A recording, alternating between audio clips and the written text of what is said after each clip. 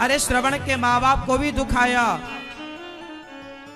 विपत्ति आई अंधा अंधी पे, लाल श्रवण सपाया है। न देना दोष दशरथ को, न देना दोष दशरथ को। विपत्ति तो सब पे आती है। दशरथ जी को दोष मत दीजिए, ये तो अंधा अंधी के पापों का फल था कि उनके जीवन में दुख आया। अब आप कहेंगे अंधा अंधी ने क्या पाप किया? हाँ, श्रवण कुमार के जो माता पिता थे उनकी हिस्ट्री जानते हैं आप?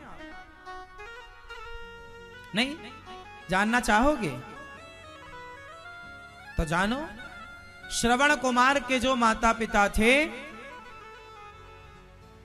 वो अयोध्या के थे, अयोध्या क्षेत्र के थे। और श्रवण के जो पिता थे वो एक बहुत बड़े सेठ साहूकार थे, पैसे वाले। उनके घर में एक झाड़ू पोंछा लगाने एक बाई आती थी। तो वो सेठ जी ने वो उस बाई पर, उस महिला पर नजरें रखी और वो महिला को भी पैसे का लोभ आया तो उसने भी सेठ साहूकार को आई लव यू बोल दिया। दोनों का चक्कर चालू हुआ और जब दोनों का चक्कर चालू हुआ तो सेठ की पत्नी को चला पता। भाई पत्नी को तो पता चल ही जाएगा कि मेरे पति का ये किसी और से नैन मटक्का चल रहा है। और वहां पे जो वो झाड़ू पोंछा करने आई उसके पति को पता लगा कि मेरी पत्नी तो फलाने जिसके घर में काम करती उसी से उसका कुछ गड़बड़ झाला चल रहा है। तो वो शिकायत लेकर राजा के पास गए। वो शिकायत लेकर राजा, उस समय अयोध्या के राजा उन्होंने, ये उस समय राजा थे अज। उस समय अयोध्या के राजा कौन थे? अज, दशरथ जी के पिताजी। ये तब की बात है जब उस समय अयोध्या के राजा दशरथ जी के पिता हुआ करते थे और दशरथ जी छोटे से थे। तो अज वहां के राजा थे। तो अज के पास ये केस गया।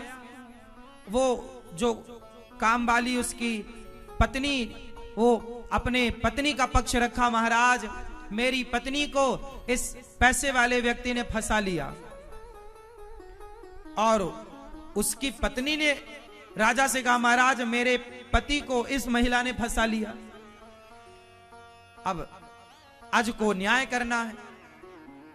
तो अज ने पूछा दोनों को बुलाकर, क्यों तुमने इस पुरुष से संबंध बनाए? वो महिला बेचारी डर गई। हाँ महाराज गलती हो गई, मैं पैसे के चक्कर में पड़ गई। पुरुष से, क्यों तुमने इस महिला से संबंध बनाए? महाराज गलती हो गई, गलती हो गई। राजा ने कहा गलती हुई है, तुम्हें दंड दिया जाएगा। क्या दंड दिया जाए? बोले तुम्हारे अंदर ये अपराध की भावना कहां से आई? आंखों से। तुम दोनों की आंखें फोड़ दी जाएंगी। पहले का दंड था।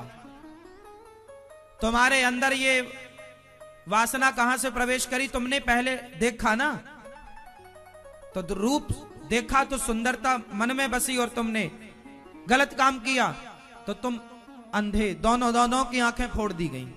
ये राजा का न्याय था। आंखें फोड़ दी गई, सेठ की और उस महिला की आंखें फूटी। अब राजा ने बोला कि आंखें तो फूट गई, ये तो था दंड, लेकिन अब तुम्हारे इस कुकृत्य से कहीं हमारे समाज में ऐसी मानसिकता औरों के अंदर ना आए। आप जैसे लोग यदि समाज में रहोगे तो कल को आपका आचरण कोई दूसरा अपनाएगा।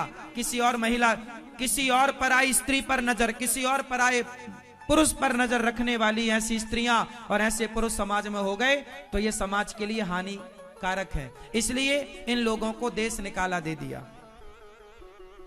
तो वो अयोध्या की सीमा से निकलकर बाहर चले गए और वहां सरयू के तट पर किसी जंगल में दोनों पति पत्नी, अब वो दोनों, अब राजा ने बोला तुम दोनों का रहो साथ में।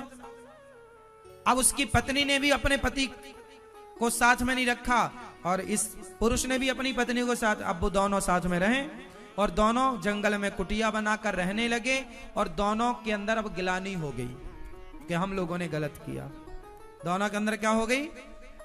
जोर से गिलानी। और दोनों के अंदर जब गिलानी हुई, दोनों ने सोचा कि हमने बहुत गलत कार्य किया है। और जब गिलानी हुई तो दोनों ने फिर मन भगवान में लगाया और दोनों का हृदय शुद्ध हो गया, मन प्रभु में लग गया। और जब मन प्रभु में लगा तो फिर उनके प्रभु भक्ति के कारण उनके घर में जो संतान हुई वो श्रवण कुमार हुई। तो श्रवण कुमार को